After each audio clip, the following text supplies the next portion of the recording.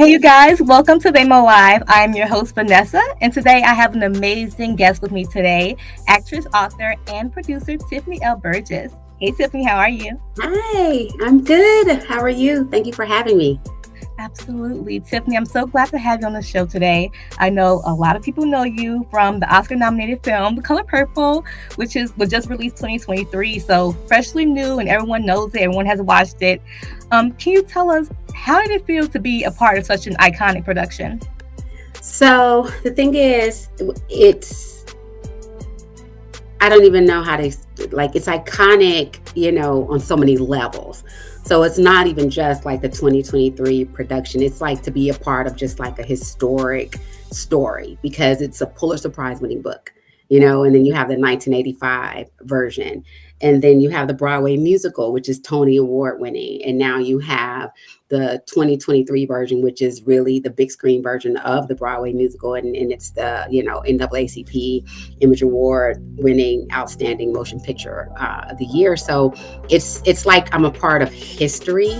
I'm a subset, like this, in my opinion, like this broader, bigger story that is so important to, just all communities, but especially to the Black community. So it's an honor.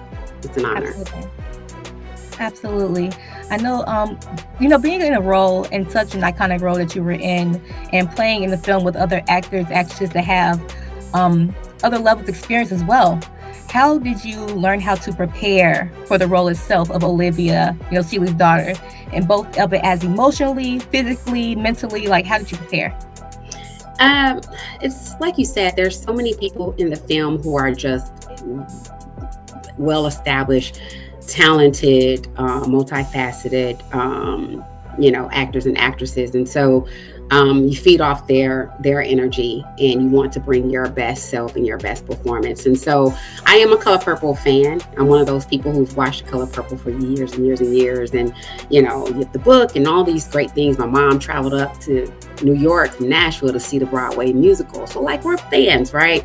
So I knew the story, but I wanted to make sure that I evoke the emotion that should, be portrayed if you're a young woman who's been ripped away from your mother and you haven't, seen her in 35 plus years and to be reunited. And so my goal was to convey that type of emotion on screen.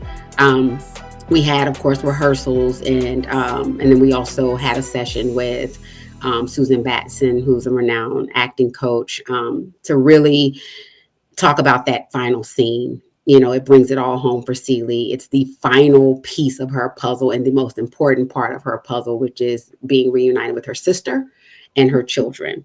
And then we sing, part of the ensemble that sings the final number, The Color Purple. And so just a lot of rehearsals and just a lot of trying to get into that space, tap into that emotion. And I hope that's what came across on screen. Absolutely. Absolutely. I know that when I've seen you on the big screen. So I've seen it actually, when it first came out.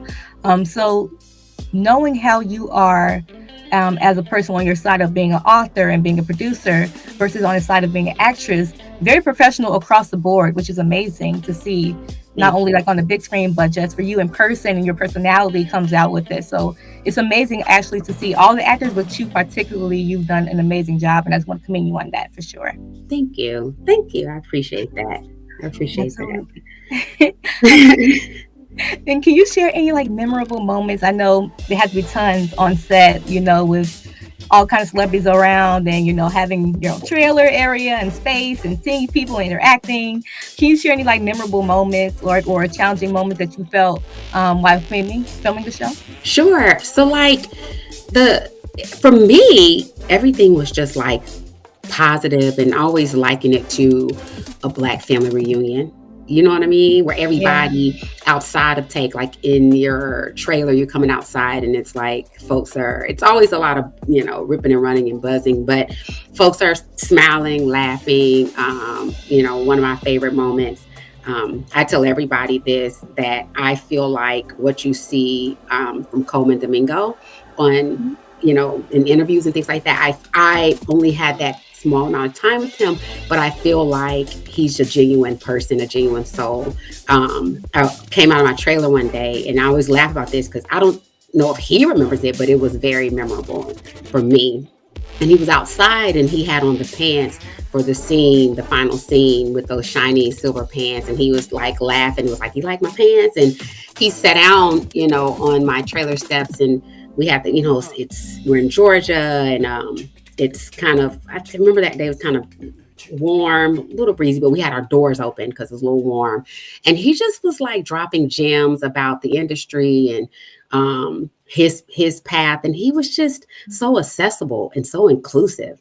And I was like, man, like if I could put, take his energy and just hit that type of actor at his level, his caliber, and carry him with me throughout my career and like have those type of positive interactions, that's what I would like to see. And that's what I hope anytime anyone's around me, that I bring positive energy, because he really was just inclusive and just a good person to be around from my experience with him, my limited interaction with him. So that's like one of my favorite memories, like that day opening my trailer door. And Abba Arthur plays my sister-in-law Abna, and she opened her door, and we were just like chatting. It's like chatting with a big brother.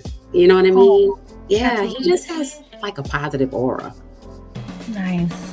I love that. I love that, especially when you're not only doing, particularly a job that has to be done, when you're still working and everything, but it's more of a friendly environment, something that you can get yourself into and dig into, and you feel like within your soul. It's something that's really connected, you know what I mean? Yeah. Right. Exactly. Absolutely. Tell me, what was it like with the cast and crew on set? I know there's a completely different thing when people are in front of the camera versus behind the camera, or sometimes can be really one and the same, similar.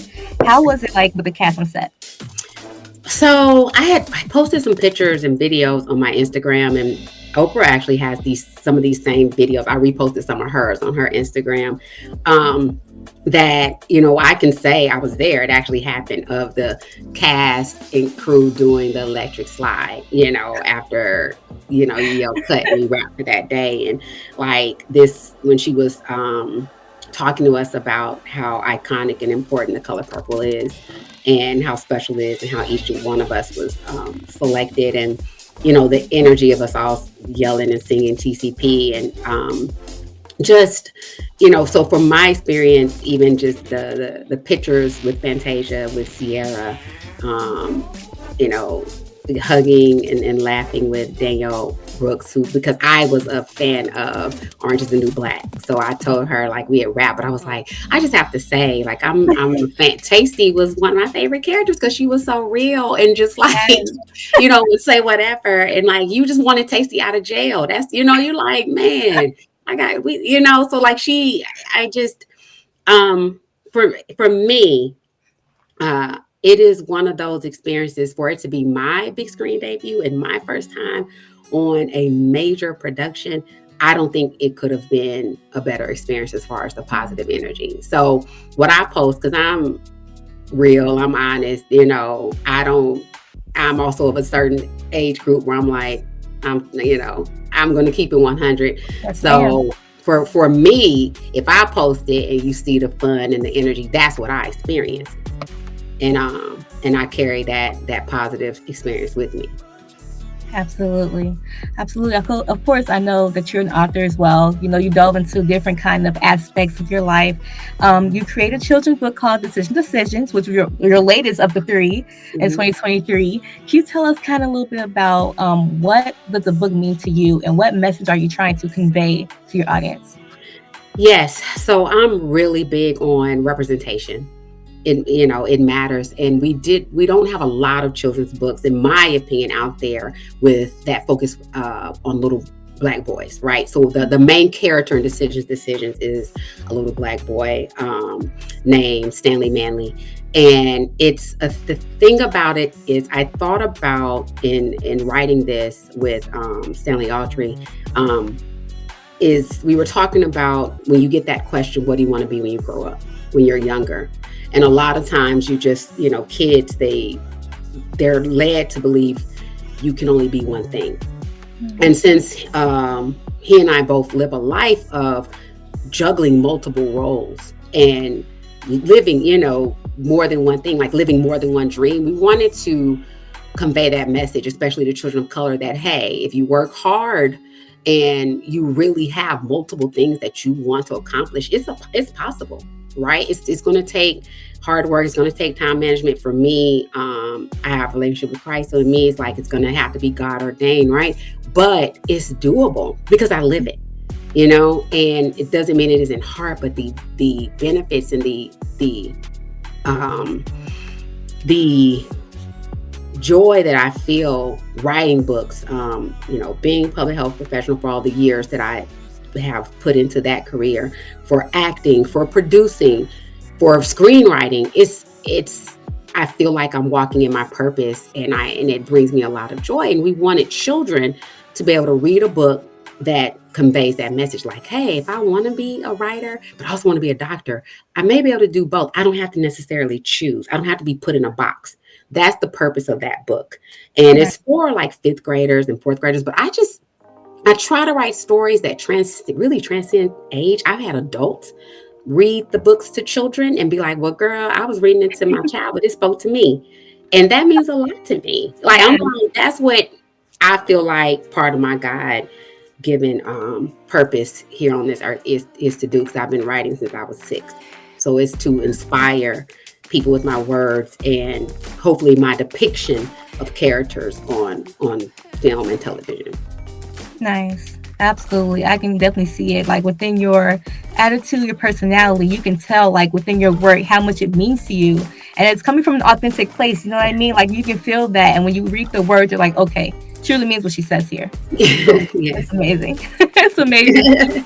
Especially for it to be put on platforms as well and being able to be on a big screen or to be, nominated by other awards or anything like that. It's just something that's so inspiring that people who, of course, with our skin color, people who haven't had those advantages, and now that we have them and people are showing that you can do this too, like me and Right. you, we're in the same boat here. So that's Right. amazing. Exactly. If I can do it, you can do it too. And if you're authentic in who you are and you move with integrity, I feel like God just continues to open doors and bless you and allow, he continues to allow you to use your gifts for others. And that's how I move. So yeah. Absolutely. Yeah. Absolutely. Tiffany, can you tell me, with all the successes you've had thus far in your career, I mean, you've done, acting, you've done authoring, you've done producing as well with a film company. Can you tell me, is there any piece of advice that you could give to people who are looking to break into the industry, looking to find their voice, find their passion? Is there any kind of advice you can give them?